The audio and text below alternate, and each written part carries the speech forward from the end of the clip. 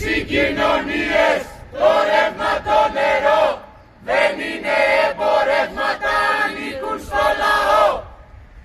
Αυτοί μιλάνε για κέρδη και ζημιές, εμείς μιλάμε για ανθρώπινες ζωές. Αυτοί μιλάνε για κέρδη και ζημιές, εμείς μιλάμε για ανθρώπινες ζωές.